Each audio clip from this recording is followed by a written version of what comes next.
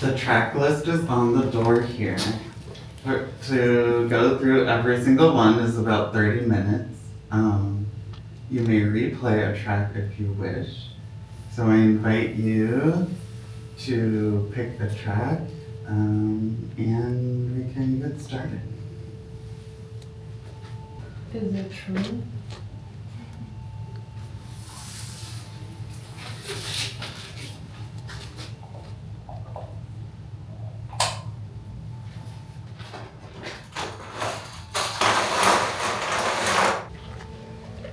Is it true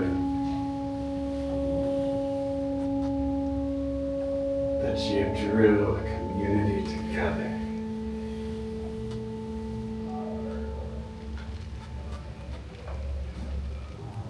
Is it true that you will be cut off from your family and community? He's so delicately crafted and sturdy enough for me to pick up a stone and throw it as hard as I can, to stick my hand in the mud and twist, to hold a bowl of water to your lips. I told Jesus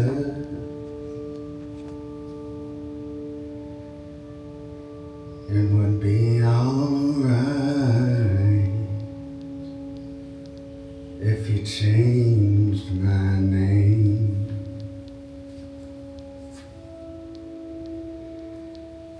I told Jesus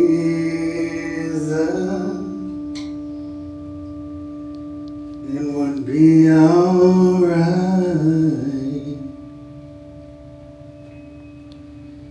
if he changed my name.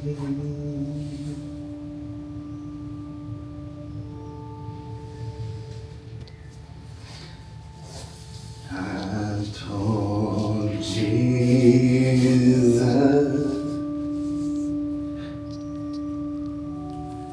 it would be alright if he changed my name.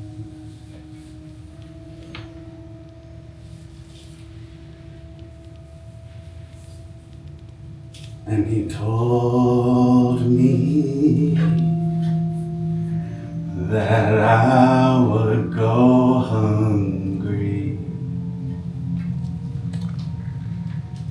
if he changed my name. If he changed my name.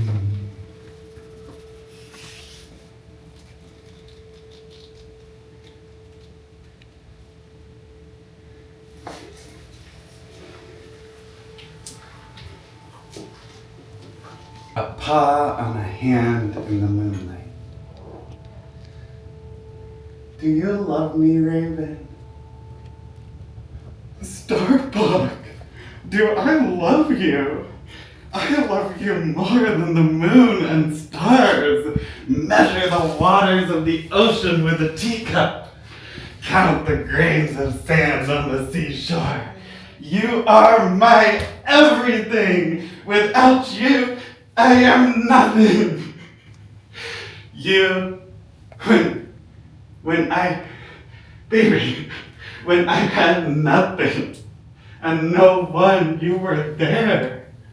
When we lived in the stinking boiler room, you were there. When our apartment was taken over by trash and sludge, you were there.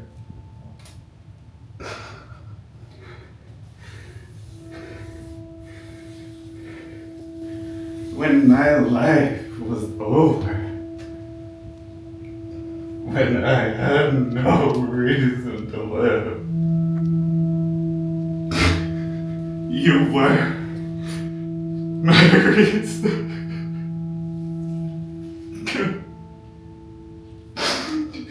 Baby, I'm sorry, I didn't know.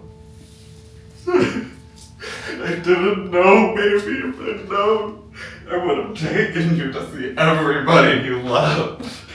Taken you to every place we'd ever lived, every body of water we swam in.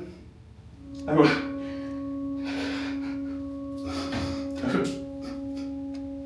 so sorry, baby. I miss you, baby. Come back, baby, please. Please come back. I can't do this without you. Please, baby, please. Come back, baby, please.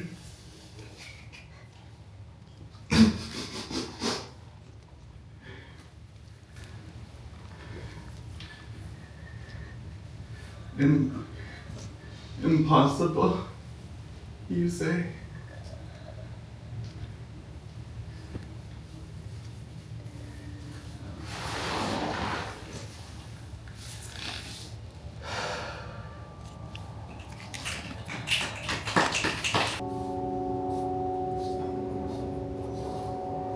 No matter what, Carlos is there.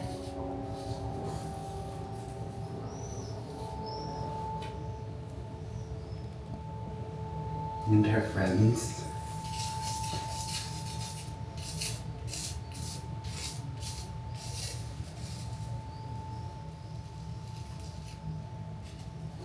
And shame. Shame. And it is not enough.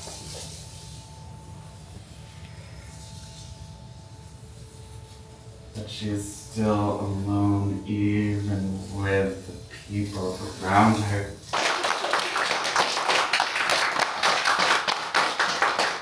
The only sort of relationship that I have with that country is through video. So a lot of the stuff that you're seeing, like video footages, are all like documentaries and movies of North Korea. And then like this is like a radio. The sound that you're hearing is like a radio from like a North Korea. The Forbidden Kingdom of North Korea, you're not going to have access to it. Yeah. It's sort of stripped away from you. You can't get there. Yeah. You can't be in it.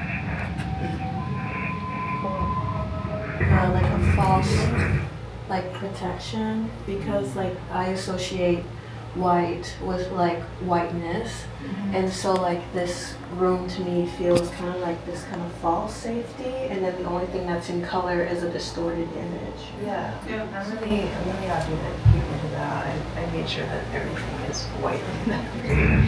It's almost as if like the entire thing is a blank canvas, but that sort of whiteness. The space in the room kind of reflects on how I relate to my culture as a Korean American, because I feel as though I'm not, technically I don't really feel very connected to my culture at all.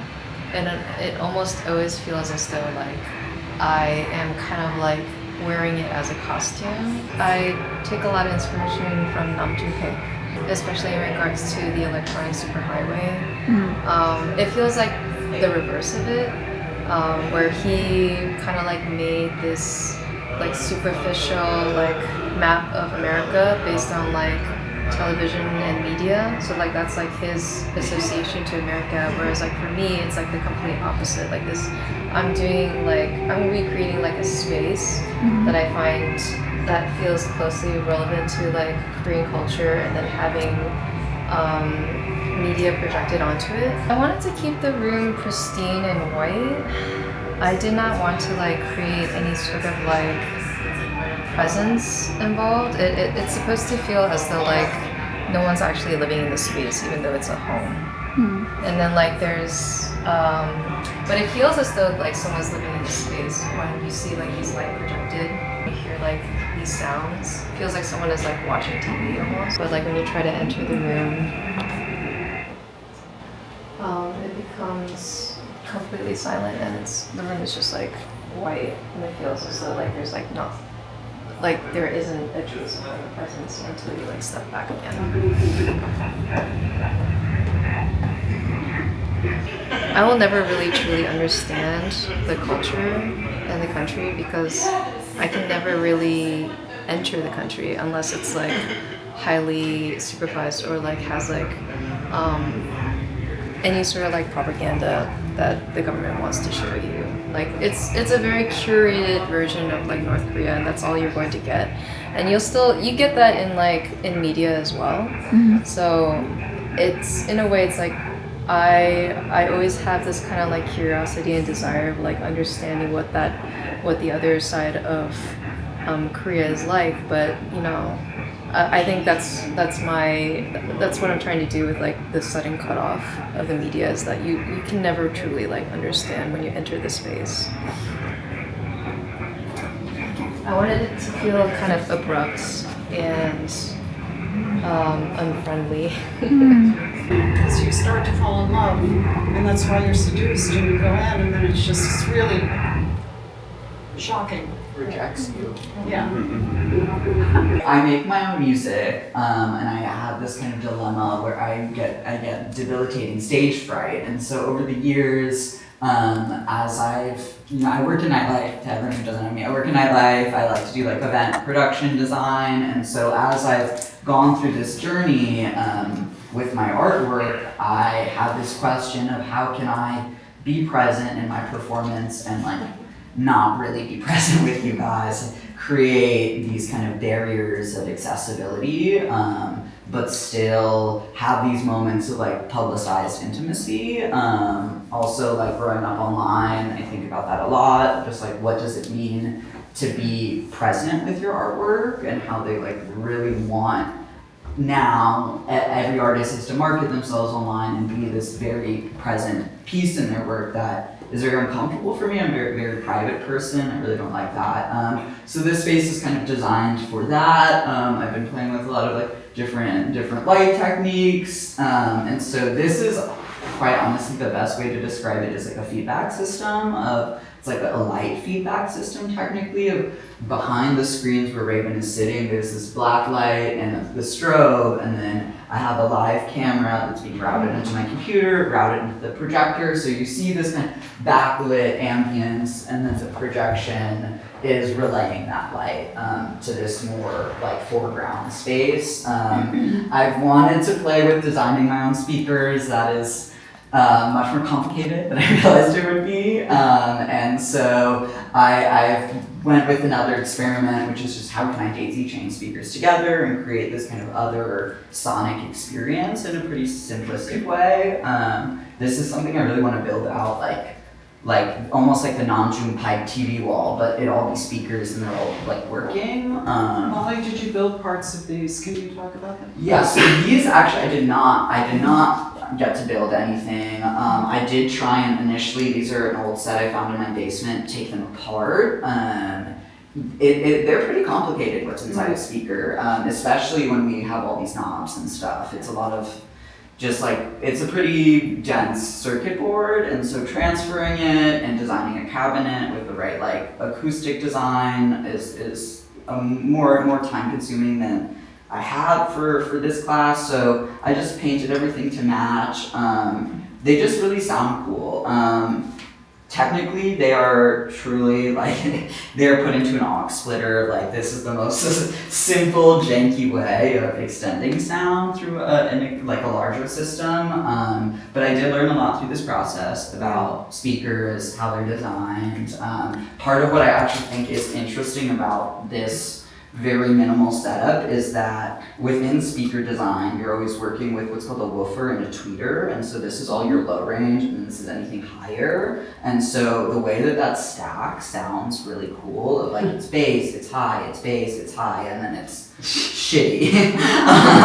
You guys should definitely like walk around the speakers and see it. Like I really like going like up and down. You do really hear the different qualities.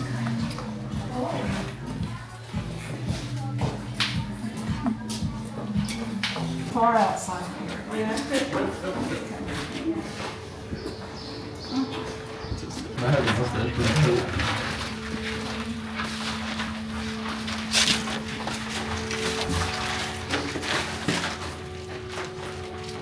I can read my statement. I think it explains the best. Sure.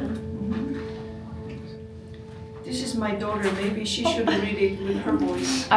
That's very kind of you. Are you sure? And this is my youngest daughter. This Oh, is yes. Johanna, my youngest one. I have 3 daughters. Chuyan Hu's installation statement.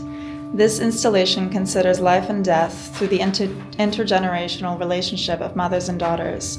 It is rooted in the belief that birth is not a singular event, but an ongoing inheritance, one that is carried through the body, memory, and time. Visitors enter the work by passing through 152 suspended threads. In Korean culture, these are known as life threads, symbolic of the invisible thread that accompanies each person's life from birth. The number 152 represents the combined ages of my mother, myself, and my daughter, transforming time into a material presence. The narrow passage requires viewers to physically negotiate the threshold, echoing the universal passage that through the mother's womb into the world. Entering the installation becomes an act of birth. The installation engages touch, sight, sound, and smell to create an embodied experience. Rather than observing from a distance, viewers become participants, whose bodies complete the work through movement and sensation. Inside the space, wax casts of hands and arms, those of my mother, myself, and my daughter, extend from the walls. The hands exist in states of ambiguity, reaching and releasing, giving and receiving, holding and letting go. They speak to the tenderness and complexity of maternal relationships, where intimacy and separation coexist throughout life.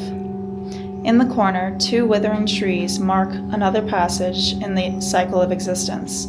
They represent my mother and myself, having moved beyond the years of childbearing.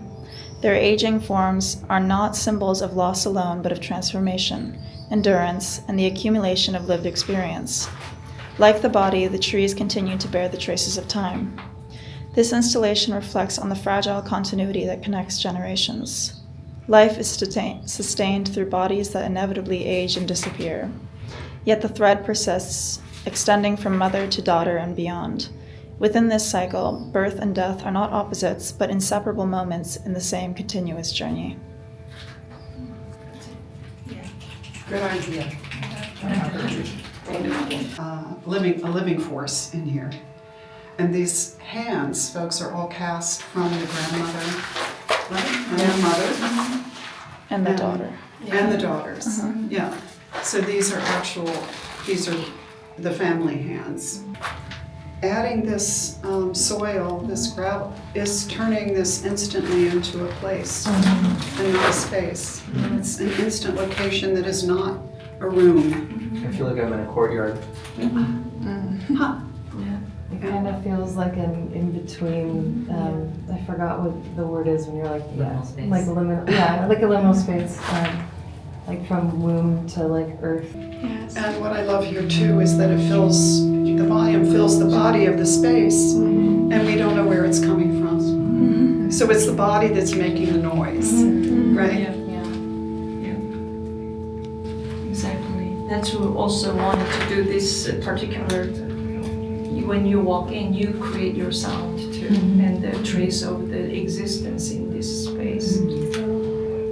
Why is motherhood and generational life so important to you? Because that's my life history. A complete severance of physical connection and contact. I can only reach you in dreams. I see you often, more than most people in my life. Insistent to make an appearance, I always react differently to your arrival.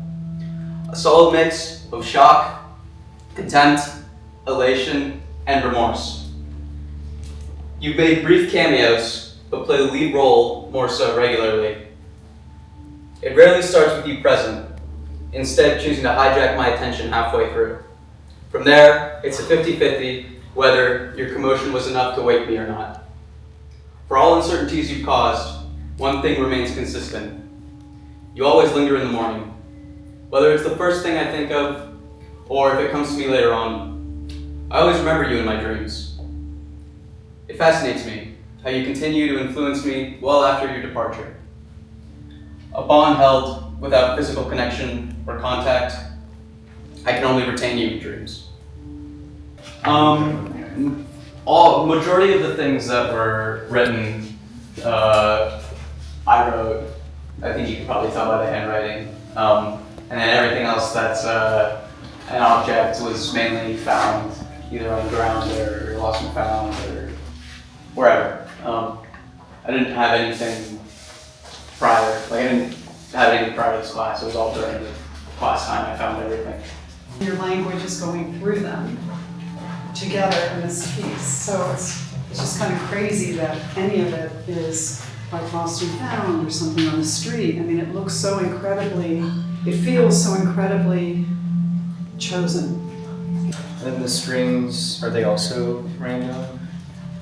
Well, to me, I connected it in a way that makes sense, but I'm not going to tell you how. Go on. He will copy what I said. He will copy what I say. Isn't that neat? Isn't that neat? And I'm looking into my reflection. And I'm looking into my reflection. And I'm hearing a different voice. And I'm hearing a different voice. But since it's saying everything that I'm saying, But since it's saying everything I'm saying, it's like a very interesting it's like a very interesting interaction of self. Yeah, reflection of self. Yes, yes. Yeah. I stumbled upon like this, I don't even know what it was. It was like a piece of like cardboard or something, but it had like these 4 identically sized glass panes on it. And I was like, what if I just took them apart and made it a cube you can wear to like, I don't know, I guess like, I feel like it was because I saw the material that I had the idea. Wow. But I was able to link that with like talking to yourself, I guess. I felt like I probably would have came up with a different idea if I didn't see that I had, that these 4 pieces of, these mirrors were there. The installation begins at the window. From within the space below the surface, the ground remains visible, creating the sensation of floating down from the exterior into a psychological landscape. Drawing from the spatial logic of my dreams, where I experience architecture as a way of thinking and feeling, the work explores the shifting relationships between interior and exterior, body and architecture, and presence and absence. A subtle soundscape extends this transition, inviting movement through the space. Responding directly to the history of the site, ropes and pulleys activate the existing ceiling, allowing the architecture to take on a performative quality. The clothing oscillates between animated body and sculptural object. Through the exchange between body, object, and architecture, materials become interconnected traces of human presence, suspended between the physical and the psychological. A theater curtain carries the history of performance while functioning as both structure and painting surface. Painted gestures spill from the curtain onto the architecture, dissolving the boundaries between painting, sculpture, and site.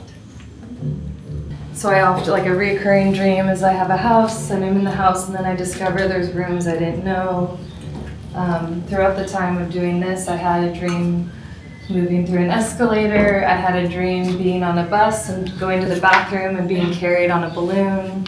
So there's usually like some form of finding an unknown expansion into something, but like literally through spatial architecture. Yes, and also as I said earlier, levitation and like floating through space, not grounded, traveling and floating.